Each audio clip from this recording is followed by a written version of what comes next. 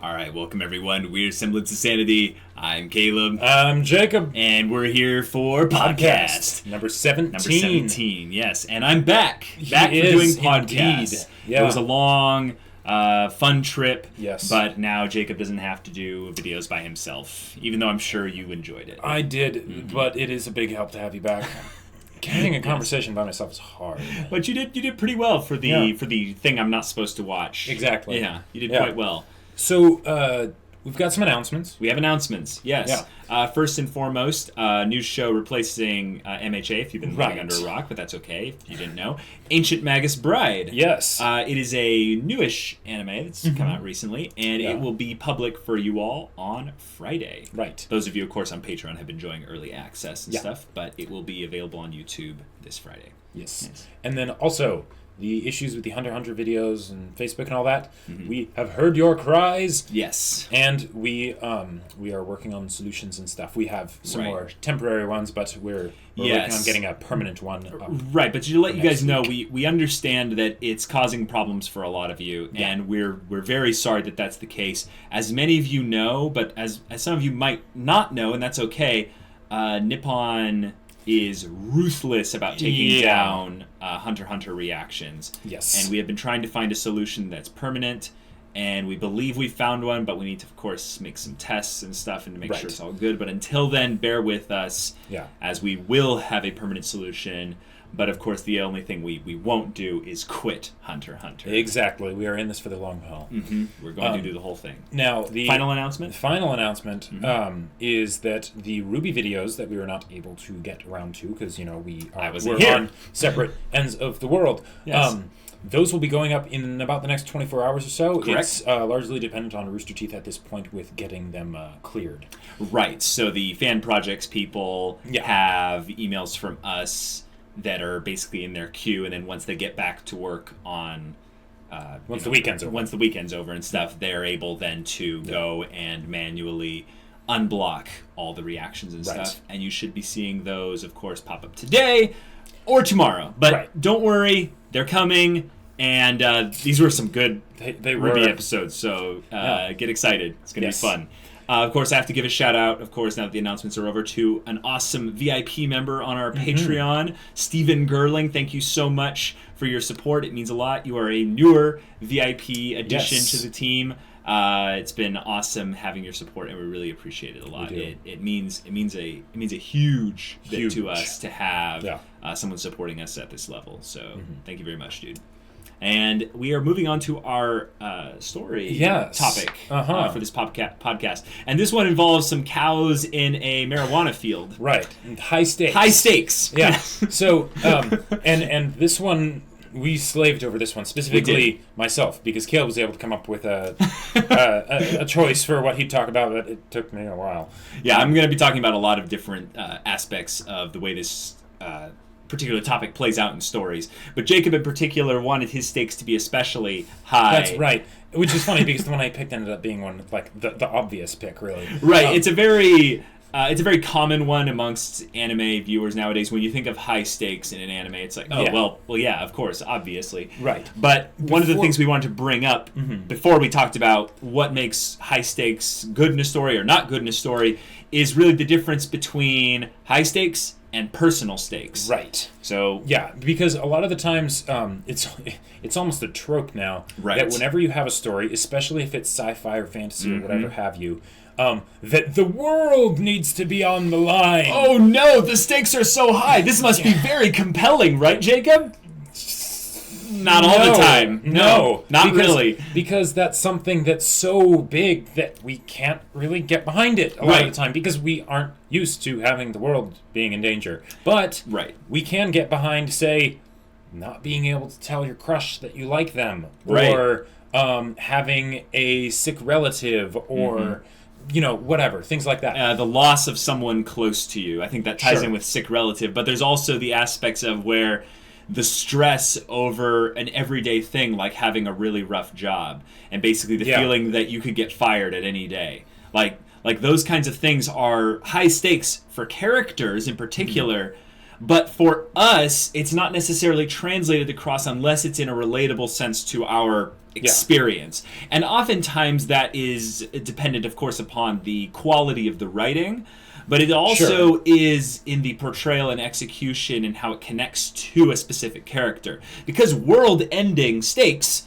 That should be a very big deal. They could be a very big deal for a specific character, but if they don't have a connection that resonates with a specific character, it can be a little flat. Right. One of the examples for that happened, I think it was around 2013 when this show was airing. Its second season was The Legend of Korra, and the stakes escalated to massive proportions, and yet the story didn't build up to it properly, particularly with its antagonist. Yeah. And that didn't necessarily make the whole story in that second season horrible, but it really kept us from getting enthralled to the extent that the creators wanted us to, because the stakes weren't as relatable as they were in future seasons. Right, because the more crazier the stakes, the more drastic the emotions should be on the characters, because that's your attachment to the stakes. So if you actually have world-ending stakes, then the characters should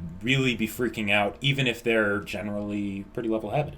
Exactly, and that's what's going to be the case in mine versus yours. Well, yours, the emotions end up being very dramatic. Right. Whereas in one of the options I'm going to be bringing up is where everyone keeps a pseudo-level head about this because they're a bit more larger than life than most characters would be in a setting with world-ending consequences. So, do you want to go first? Do you want me to go first? I'll go first if you want. So I want to bring up specifically the two towers in Lord of the Rings, particularly because the stakes in this seem a lot more personal than the stakes in Return of the King. Now, this is, I think, a little bit of a controversial opinion because Return of the King handles the higher stakes. Right. The stakes are actually a lot more world-ending, and there's a lot more gravitas surrounding them because the One Ring is, going to be destroyed. Yeah. We have Frodo, nearly dying multiple times. Oh, yeah. And we have a lot of really impactful moments that build the stakes through. But one of the things I want to bring up with the Two Towers is there's a very real sense of the kind of the finality to how massive something like the Battle of Helm's Deep was, in that all these pieces were moving on a very frantic pace towards Helm's Deep, but there was this idea that it was the end-all be-all. There's no we're getting pushed into a corner. Right. There's no getting away from this. There's no escape. We're all here, and those that aren't here are really making this a problem. Yeah. Gandalf went somewhere. Right. And he's not there. And basically Gandalf is the problem in that if he's involved in the story, you kind of know everything's going to be okay. Yeah. And they handled that in Fellowship of the Ring by going, no, Gandalf, was the... Right. Gandalf died, basically. Yeah. There. But by bringing him back and then having him not be there for the Battle of Helm's Deep, there's this very real feeling of, well, okay, I believe that Aragorn, Legolas, and Gimli might get out of this. But there's what all these other people that we've grown to appreciate that they might not get out of this okay. Yeah. There's the idea that the entire country of Rohan is essentially on the line, at this final battle. And we know that Éomer is off somewhere, but he's off somewhere. We don't know how it's all going to go down. And there are these very key moments where Legolas and Aragorn are talking to each other about how futile this all is. Right. And that even though the elves came in to help them, they're all dead. They're all dead. And when it all comes down to this final stand inside the throne room, and they're putting up wooden chairs to block the gate, and the Uruk-hai have maybe lost 15 to 20% of their forces. They still have 8,000 Uruk-hai out there just hammering away. It's this unstoppable war machine. And Theoden has just been this wish-washy, crying doom, and then inspirational, just, we gotta do this. And Aragorn's unwavering confidence in the fact that they must carry on is even then starting to have a little bit of doubt coming in, and it's little moments where Legolas reminds them of that they must stand through, or Gimli does, and then of course it all goes well at the very last second, and it's kind of tropey in that regards. But the stakes building up to that really gets you sold in the idea that this battle, everything could go wrong. I mean, I know this is Lord of the Rings, and, and no one's going to die. Everything's going to work out okay. Right. But I think for a brief, maybe 30 minutes, and that is pretty brief for a Lord of the Rings movie, I know it's captured pretty well in the books as well, but there's this very tense feeling of what happens here if Helm's Deep falls. Even if the good guys get away, but Helm's Deep falls, then what's going to stop Saruman? There's nothing. There's really nothing. Even if Gandalf comes in, we we don't know where Gandalf and Saruman fit on that level. And then you have Merry and Pippin coercing the Treebeard and the Ents as hard as they can to bring them into this fight, and you see their influence brought in the final fight. I think it's stakes where it goes into tapping into world-ending consequences, but it keeps things very personal. So that's my spiel on the Two Towers. Well, and something that I'd really like to add to that is that you touched on this, is how in the Battle of Helm's Deep, mostly all the characters are there. Right. Éomer's not there, but you sort of just got introduced to him. Gandalf has left, and that's the big one. But then even Merry and Pippin are basically watching this battle go down, and they're kind of there because they know they need to help, but they can't. Right. Whereas in something like Battle for Minas Tirith, yes, most everyone's gone. Mm-hmm. Like Gandalf, everyone's coming to save Minas Tirith, but they're not already there. Right. And because they're coming to save them at Minas Tirith, you get this feeling that they kind of have to save them now. Yeah, and they also showed a lot more in the Battle for Helm's Deep of how they're basically getting crushed at all other places. Yes. And everyone from all across the countryside is coming here, and all the women and children are basically hiding in the caves because if they're dead here, if they lose at that final room, when there's like 12 of them, they're going to slaughter all the people of Rohan. Everyone's going to die. And they built that up throughout the story by showing how helpless Rohan was against Isengard's Uruks. So all throughout the story, you get this sense of the Two Towers rising in power, and the idea that, we just had to deal with Sauron in his encased, walled-in Mordor. Oh, now, by the way, Saruman is getting really bold, and he's mass-producing these Uruk-hai. Yeah. He's making deals with wildling men and having them go and raid and pillage and molest the entire countryside. And now, even then, the heroes are starting to basically doubt, amongst themselves whether or not they'll make it out of this okay. Right, because in Minas Tirith, the only person who ever really despaired was Denethor. And Denethor was already crazy, and you never really liked him. So that's, you could sort of excuse that. If anything, he was Faramir's antagonist for the portion of his mini-story. Right, well said. But in Helm's Deep, you have those moments where Theoden starts to doubt, even though he's so, courageous and, let's take on the enemy. Legolas starts to doubt. Legolas starts to doubt, too. And the fact that they show them basically bringing in the old people and the young people that are just kids. Yeah, none of them are experienced fighters. Right, because they need every possible person they can get. Right, and then even when the elves show up, it's this brief moment of, but then you realize, there's only 300 of them or 400 of them. Everyone's still screwed. That's not going to mean much. That is not. And then there's very pivotal moments that shift the battle in Helm's Deep in particular. And I think as a staged battle, especially how they depict this in the movie, when you realize that they're holding them quite well at the Deeping Wall, which is where the elves were all stationed. But then boom. Yeah. Their Uruk-hai Berserker comes in and destroys the entire wall, basically shatters the defenses, and then it's this mad, frantic race back to the actual keep of Helm's Deep. But by then, the gate's already breaking through. And when the gate shatters through, there's this sense of they just have to delay the inevitable, but they're not delaying the inevitable for a guaranteed saving. In Minas Tirith, there's multiple groups coming in from different sides, and you get almost this sense that Aragorn is fulfilling his destiny Deus Ex Machina with the Army of the Dead, to where, by the way, which is not in the books. I mean, not to the same extent. Okay, but it's there, but it's different.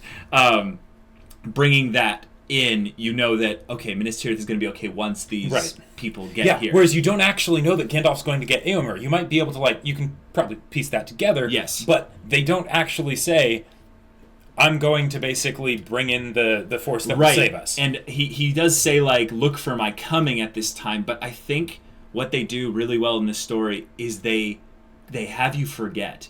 There's an element of the story's feeling of despair and doom where the stakes get really high and you begin to forget the little things that they dropped earlier on. One, because the movie's pretty long, but two, because the story crafts it in such a way that you're thinking, wow, it's 300 against 10,000. Right. It doesn't show Gandalf going and rounding up Éomer, whereas it shows Theoden gathering the Rohirrim to come help them. It shows Aragorn going to get the army of the dead and all that. Right. In the Minas Tirith, you feel like this is going to be some grand spectacle.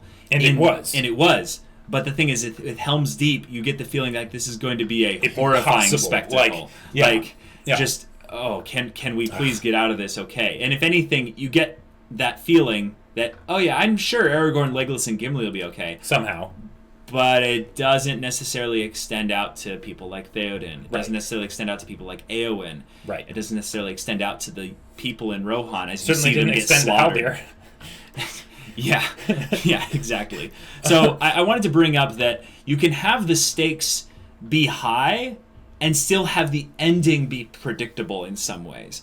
Like, you get the sense in Lord of the Rings that it's a very predictable storyline, but the stakes get really high at specific moments, and I wanted to call out the Two Towers for that because it does an amazing job. It does an amazing job at that. So. Yeah. So the one that I'm going to talk about, which is like, why didn't I think of this from the very beginning once we mentioned high stakes, but Attack on Titan. Another attack on a walled place. Yeah, exactly, right? Funny how that works. Yeah. And again, impossible odds and, will people survive and stuff. And one of the things that we were talking about when we were talking like, okay, high stakes, right? Because a lot of the times, the high stakes will be there at the end, and they'll be there at the beginning, but they won't really be there in the middle because it can't actually end here. Right. So it's like, how do you keep it fresh? How do you keep it tense? One of the ways that Attack on Titan did it was they made there be all of these other side characters, and they very much built up the idea that anyone could die, even though once you actually finish it, you're like, oh, okay, there actually is a fair amount of plot armor here. Right. And the conflicts were both kept very epic because the fate of humanity is always on the line. Always on the line. But they made it feel real because everyone is overreacting about it, almost to the point where it becomes a meme. Yes.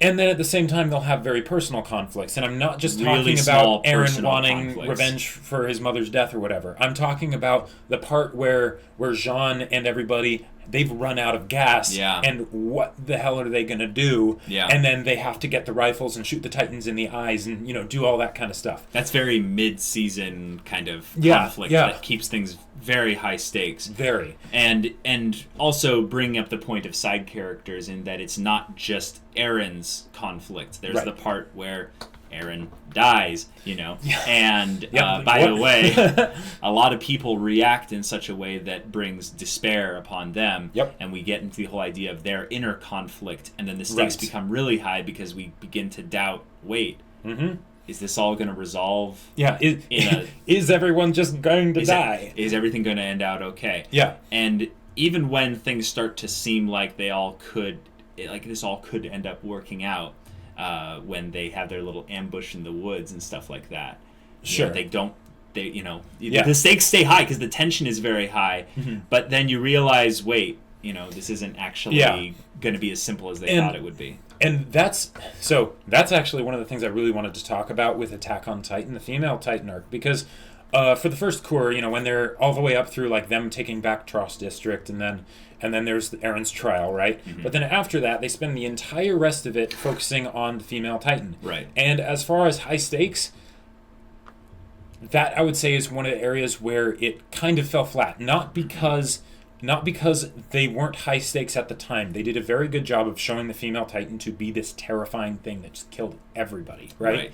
But the problem was that they basically kept it at that for 12 episodes for an extended period of time. So once you got the feeling that like, oh, this is this is basically the final big conflict that they're doing for the show, you know it can't resolve at any of those points. You know when Team Levi goes back to fight, you know that they are going to die. And hey, they owned that, and that was really good. So then you're like, you know, you're all like, oh yeah, this is going to be great. And then Levi or Irwin has his comment about, without throwing everything on the line, we can't possibly win. And then you're like... And then immediately after that, they show them being like, this is the best thing to do. Yeah, I'm not going to sacrifice I'll trust you. And you're like, oh, they're dead. Yeah, they're all dead. And then they died. And, you know. And it was horrible because they built up the emotion of it by showing the emotion of the characters. Right. Even though they probably could have done it better for Team Levi since they were introduced in what was essentially the female Titan arc. Right, so they were basically brought in to die. But when they handle this in season 2... They do... Oh, and one other thing. Oh, you want to rank the ending of the female Titan arc? Yes, because they still made it be... One of the ways that they made it be really good high stakes at the end was that, one, it's in a civilian population. Right. And they're constantly showing how this battle is, like... Negatively affecting the environment. Negatively affecting the environment and the people in the environment to an extreme level. And they added some things that weren't in the manga of basically having there be all these additional plans to stop the female Titan that don't end up working. Right. Which makes it feel way more desperate and just awesome, right? That whole ending part, I absolutely love it. Then in season 2, they... In a lot of ways, they make it more personal than season 1, even though they make it... They dial it up on how like epic it is, right? Yeah. Because you're dealing in big massive battles, the colossal and armored Titan, right? Or the whole finale where it's colossal and armored Titan, and then Ymir somewhere in there, Survey Corps, and a swarm of Titans led by Irwin. And then of course Eren and Mikasa. And then of course Eren and Mikasa and all that. And as far as like... I've talked at great length about how much I loved that scene, both when I read it in the manga and when I finally watched it on screen. Because as far as high stakes, they didn't just have it be about one conflict. Because a lot of times when there is, like, when you know what the conflict is, where it's like, okay, this person's life is at stake, you can basically weigh in your head, like, what are the odds of them actually dying with where we are in the show and things like that? How much plot armor do they have, et cetera, et cetera.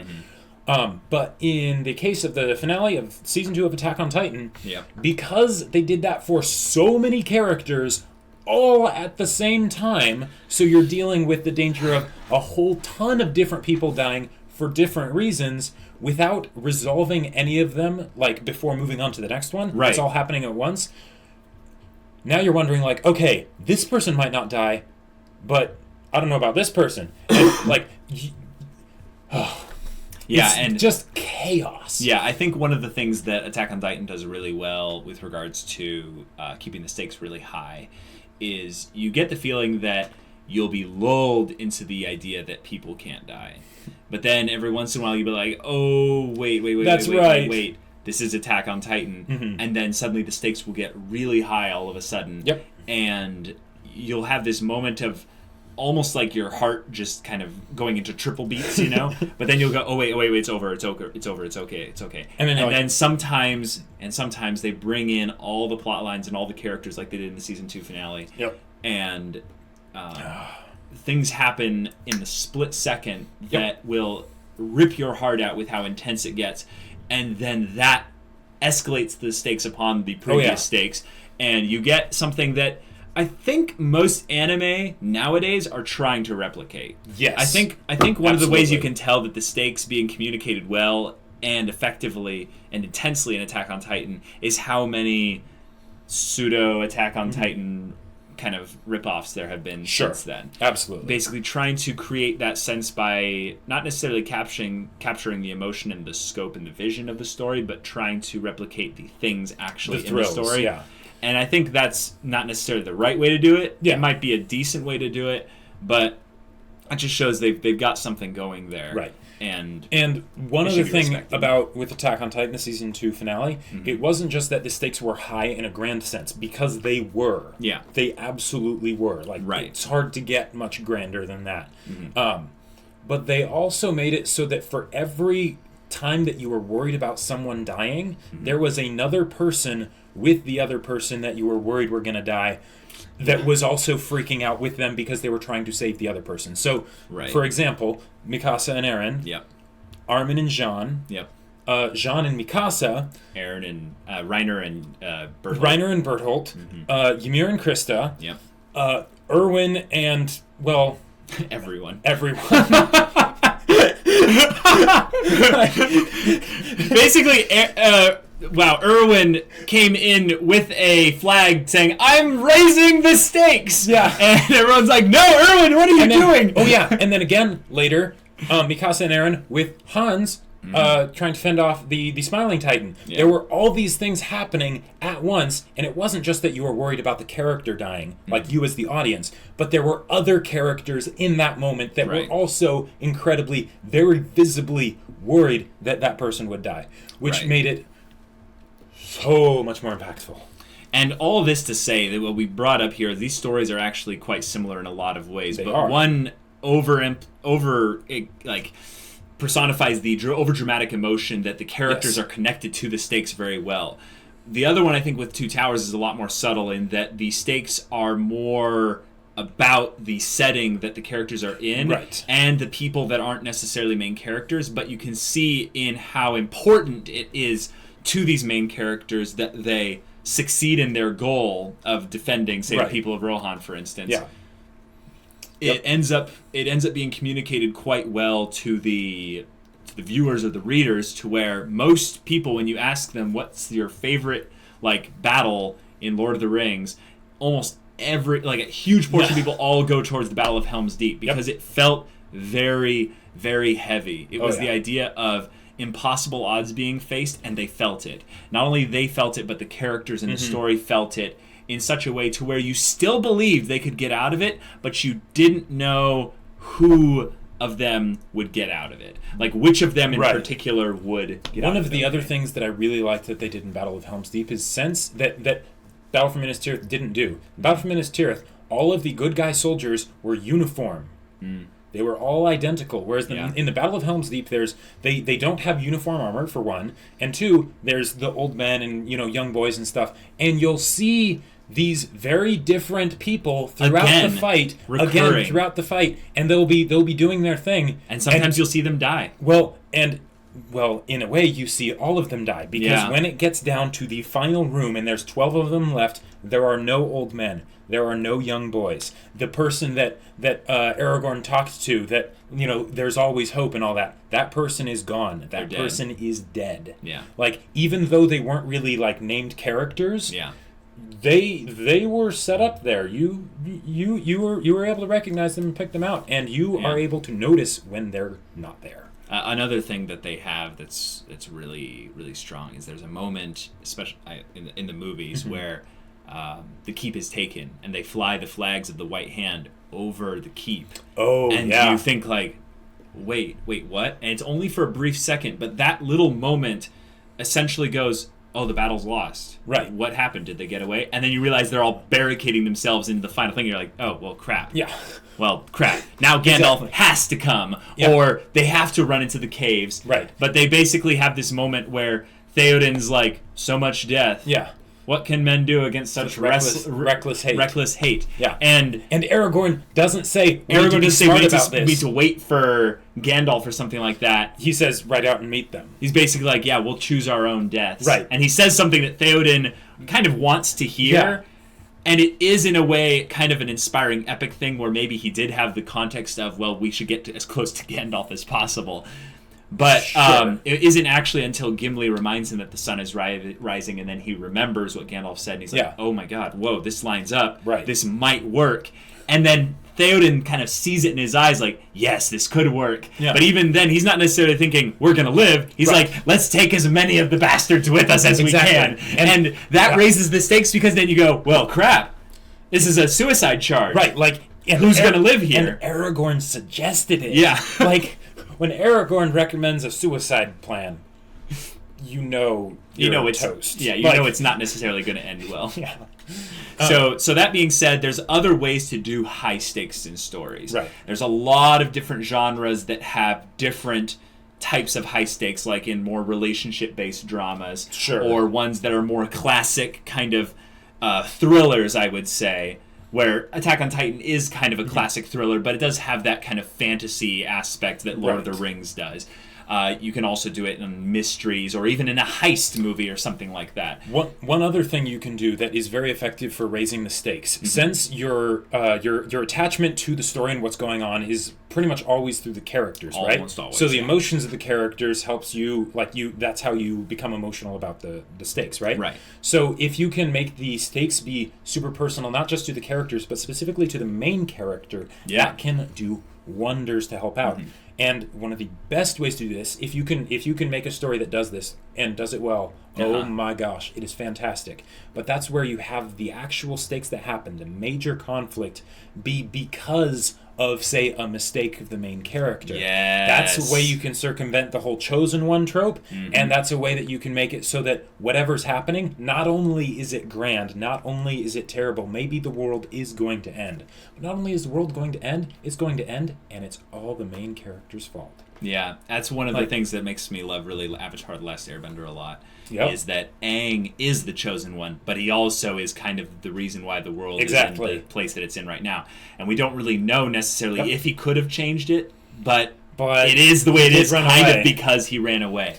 But it could have been worse, but that's not important. The idea is that it is the way it is because of this. And yes, Zuko is very much the same way, and that he is not necessarily the main character, but he is one of the main characters. He's the main character of his own story. Exactly. And the fact that all the stuff that is happening to him is not only because of the main character, but because of something that he did himself, even though it wasn't a mistake. Yes. I mean, maybe a little stupid, but, a little bit careless, but it was something that we can actually go and go, hey, that's not a mistake for him. That's something he should do. So we reject the consequences of his actions, but we have to accept them just as much as he does because he has to grow past those things and become who he's meant to be. And that makes it fantastic. Since they're making such high stakes for an antagonistic character.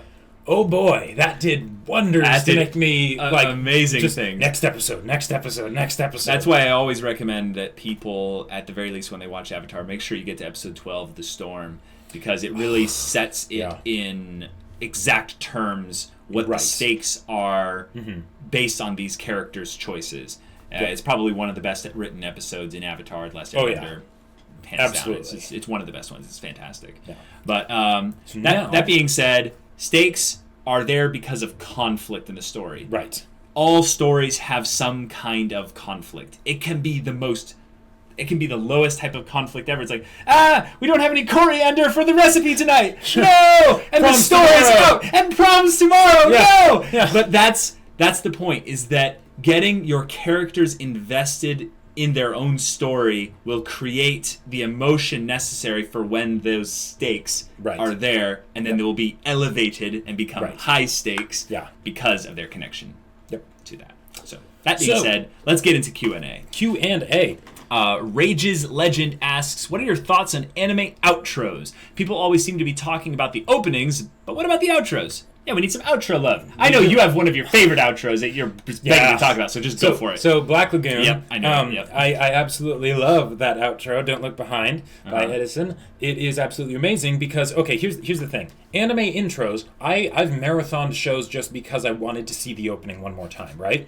But with endings, it's kind of tough because it's in the way of the next episode. Yeah, it's true. So you tend to just skip them.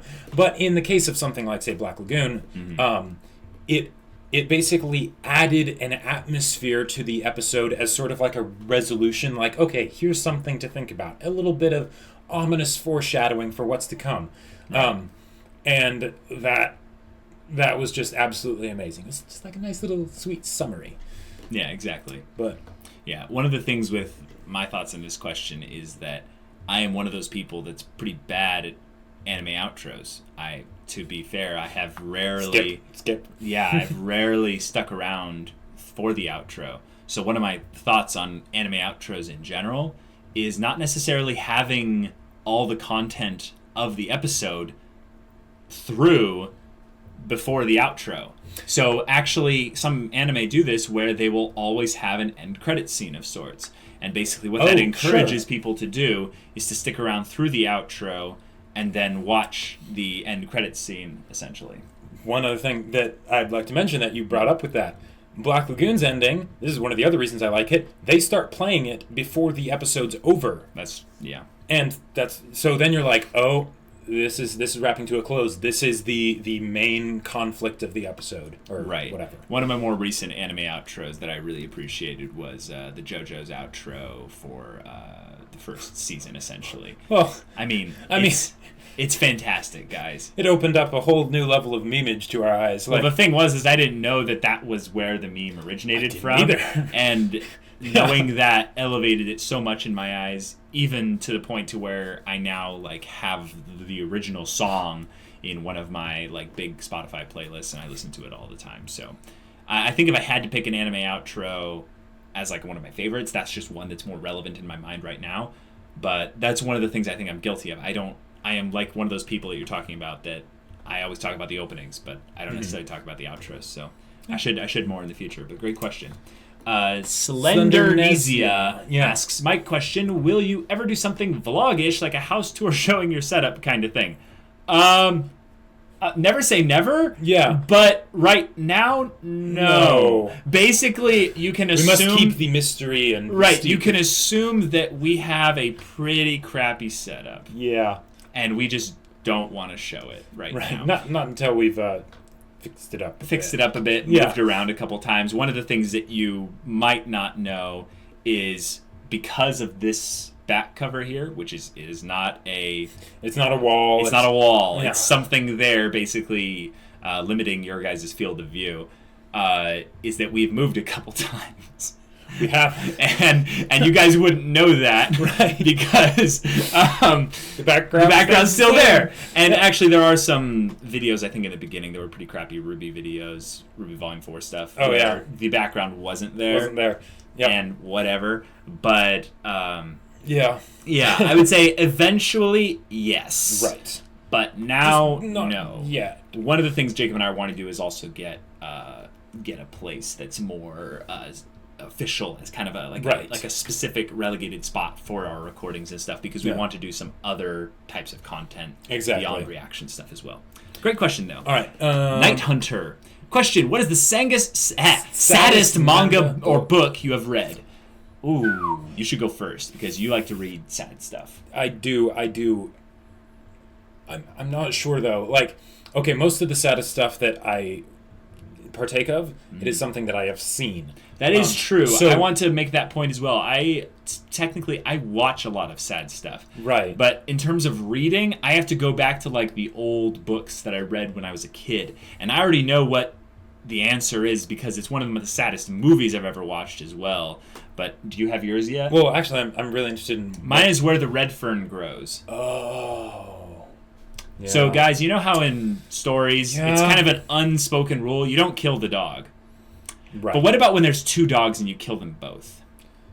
Or what about Old Yeller, where you make the boy kill the dog? Yeah, see, it's Red Fern Grows. Where the Red Fern Grows is way worse. There's a more feeling of earning these two dogs that the kid goes through. That's true. And in Old Yeller, it's not even close to the same. So once you've gone through to the end of the story, you really are attached to the relationship between the boy and these two dogs. And once it gets to the end, I'm not going to spoil exactly what happens, even though I've kind of already spoiled it a little bit. Yeah. But yeah, that one, it's heartbreaking. It's heartrending. It's yeah. But what about for you? Okay, so the one that I'm tempted to say is the Silent Voice manga, but I watched the movie first, so... Yeah, but that might be the saddest one you've ever read, too. Yeah, it might be. Yeah. That's a pretty good one, too, because it is. It's very heartbreaking. It's something where you feel the emotion on a deep psychological level. It is heavy. Mm-hmm. Yeah. I would definitely say that's one of the saddest animated things I've ever watched. Yeah. Like, by and large. I've watched a lot of sad animated things, but that is easily in the top 3 or 5.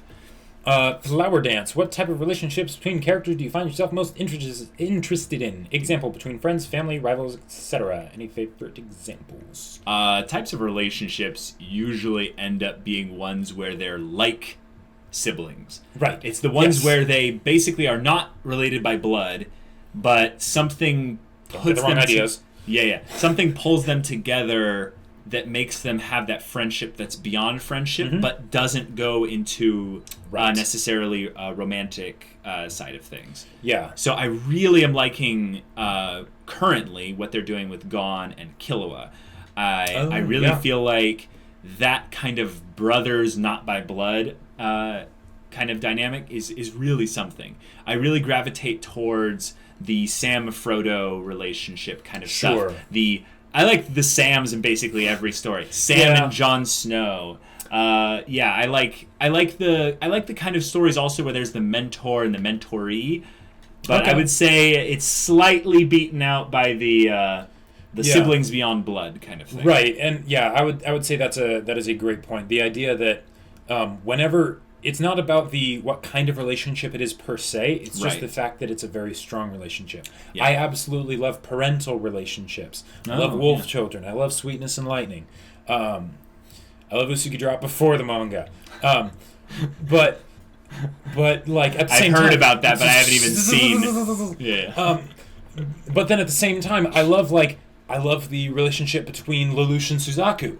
Like that's a brothers beyond blood. That's a brothers beyond blood and a rivals, and all of that sort of wrapped into one. Like I love those types of relationships, but it tends to be just wherever the emotion is the strongest. I love Toradora, because that's done very well, but it's not that I necessarily want to see more romantic relationships in stories. Right. That's a good distinction to make.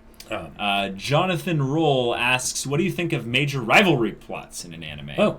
Suzaku Lelouch. I think that there are a couple huge kind of stories out there that really focus on the rivalry plots. And I think that's what you mean by major, meaning that it's not a minor side plot within the story. It's kind of like the rivalry creates the story. Yeah. There's a couple ones in books that I like that, but as of what I think of them in general, I feel like it needs to be believable to the umpteenth degree that this rivalry is something that these characters would naturally gravitate towards. Yes. And one of the things that's a problem in stories, I would say, is that people force rivalries. So that is my general thoughts on it, in that you really need to sell how believable this rivalry is. You cannot half-ass a rivalry. You really can't. Because especially if you're impinging your entire plot's main conflict around it, you're really risking a lot. And I think minor rivalry plots are done better on a higher percentage than major rivalry plots. Yeah. I think even the Lelouch-Suzaku one is the one that gets a lot of controversy because some points of the rivalry don't make sense to a lot of people. And I understand why they have their complaints. But I will defend that rivalry because I would say it's just about one of the best ones ever. I know some other people are big fans of the Naruto and Sasuke rivalry plot, which I know you've read the manga at least, so you could maybe attest a little bit to that. I was going to say most of it, but then I'm like, wait a minute, no, I've just read a lot of it. Okay. All right, cool. Well, that's our general thoughts on the subject. William San asks, favorite heroic spirit from the Fate series? Bro Skandar. Yeah, I was going to say, it's almost not even a question, but just to be different, and Archer? also because... Yeah, specifically from UBW. Right. One of the things that I really appreciate he's awesome. One of the things I really appreciate about Fate Zero is how well they incorporate all the heroic spirits and all the masters together. Yes. But in UBW, they really go overboard to make Archer, who I'm just going to call him Archer. Yeah. For those of you that haven't seen it, he's just Archer. Nothing else. But he's awesome. They do great things with his character. Fantastic character. Yep. One of the best examples of a conflicted character. Basically, let's not go too much into it, though. No, I'm not going to go too much into it, but it's just really well done. And I feel like that there are better, drawn out, kind of more compelling heroic spirits in Fate Zero. I even think to some extent Gilgamesh is a little bit more compelling than Archer. Fate possibly. Zero. Well, I certainly Fate Zero Gilgamesh is better than Unlimited Blade Works Gilgamesh. Yes. But I'm still going to stick with Archer from UBW. Okay. Favorite homunculus from the Fullmetal Alchemist series. Oh, it's a question of which of these two, right? Yeah, so we're just going to toss a coin to see who wants to take greed and who wants to take envy. Yeah. Like, which one do you want? Like, okay. How about we just agree that amongst the two of us, those are both our favorites? Those are both our favorites. Yes, it's greed and envy. But the thing is depending on what part in the story they play, it's going to be greed or it's going to be envy. Because when you think about what the two of them represent, it's very easy to go, well, greed has the most multidimensional aspects to his character, so therefore he's the best. Right. But actually, there's a point in the story where greed as a character kind of changes. And there's a little bit of a dynamic that shakes him up to where it's not actually fully greed anymore. Right. More on that in the spoiler section of whatever. That does not exist. It does not exist. Yeah, exactly. We're not going to talk about that. But envy is the antagonist you love to hate. I think one of the things that a show like Game of Thrones did very well is it created the likes of Joffrey and Ramsay. Yeah. And those two... You mean Joffrey and Discount Joffrey? Yeah. But when you weigh them up against envy, it's like, envy sits pretty well amongst them. Envy is pretty disgusting. Despicably just horrible. Yeah. And yet at the very end, they might make you just a little bit question a little bit of your hatred. Just a little bit. And I'll tell you, I was very happy when envy was dealt with. Right. Very happy. But I'll tell you, Fullmetal Alchemist Brotherhood does a very good job of making you really, really question how much of a villain all these homunculus are. I wanted to clarify here. Your question was specifically FMA, but we're just going to save the trouble and just say FMAB. Because we like FMA, it has its place, but we're FMAB people primarily more than... And I get the feeling that's what they meant. But that's okay. Little Duck. I love your questions, Little Duck. Yes. They're always great. So, what do you do if you have an idea for a story premise, but don't know what themes you want to focus on, or even what tone would work best with your story? Keep going back and forth depending on my mood and can't seem to settle on what would work best. Any advice? That's a great question. Because themes and tone, those are something that I feel like you can't just choose. You have to discover a little bit, but you should maybe choose like 2 or 3 in the beginning. And that will help shape a little bit of what characters you want. But I'm guessing that you have the idea for your story premise, which means you might have the idea for the conflict and what will happen in that conflict, but you might not have decided characters. Or how it's going to resolve. Yeah. Exactly. What I would do, personally, is I would say, okay, if this was a if this was a movie that you were watching, or a show, or a book you were reading, or whatever, and you're done with it. Right.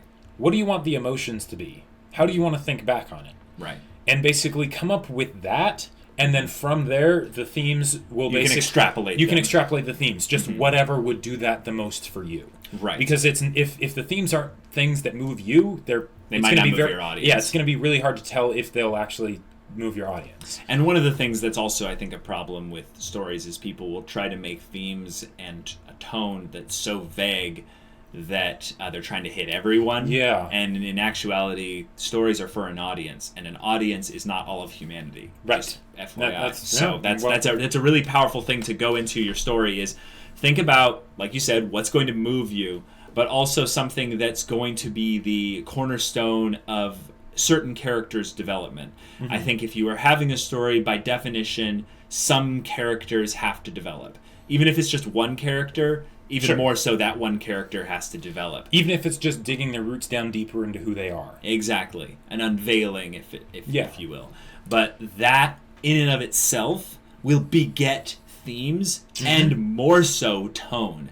I think that tone will be easier to pull out of characters' development than necessarily themes, because themes are a little bit more abstract. Sure. One other thing I would say. Your story is going to be a story. It will have. There will be plenty of themes that could be awesome, but they don't deserve a place in your story. That's true. Because if you have a bunch of conflicting themes, it can get confusing unless you're talking about like a really long ongoing narrative where you can space them out and have it work, have those transitions between them. So don't try to cram too much into there. Also, sorry, go ahead. Well, just to get the strong ones that you really want to hammer home and focus on those. Yeah, exactly. Also, make sure that you realize that you're going to focus on a couple themes, but your readers or your viewers or what have you will extrapolate some of their own themes from it based on the worldview they bring into the story. That's true. So know that as long as you're pouring your passion into the story and the characters and the setting and all that, there are going to be themes that people will pull out from that, and themes that you'll just discover once you're, a certain portion of through the story. You'll be like, oh, this really has a theme of this. Did I bring that into the story subconsciously? Right. Huh, I think I did. Yeah. Lo and behold, there you have some themes. I think the tone thing, it might help. It would help me maybe as a newer writer. Like I'm very inexperienced when it comes to writing as compared to most writers. Mm-hmm. But having the tone maybe as an outline point in the beginning of the story might help a little bit. Because then you go, okay, I'm doing a story where I want to communicate this tone, primarily. I'm not going to have this type of plot in here, so I can kind of keep the story away from those types of areas just to keep it consistent. But I think also focusing on the characters primarily will end up creating the tone that you want to communicate. And here's another thing. So. The tone doesn't have to be the same all the way throughout the story. That's true. Some, to reference, say, like Attack on Titan, there's, at the part where they're out of gas, that has a very specific tone, right?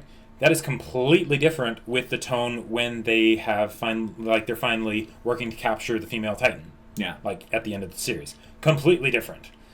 So go with what works with where you're at in the story. The themes tend to be more of what you want to have, be sort of consistent throughout. Right. It's kind of like how someone would say in Attack on Titan, it's a very dark, intense, story about, humans in a chaotic environment and stuff. And there's, so the themes and the tones and things like that are going to be generally drawn from the little tones that the little tone shifts that happen in the middle and the beginning and the end of the story. And the more you know your characters, the more you really get to know your characters, there will be themes and tones that will come out of that. Mm-hmm. So, yeah.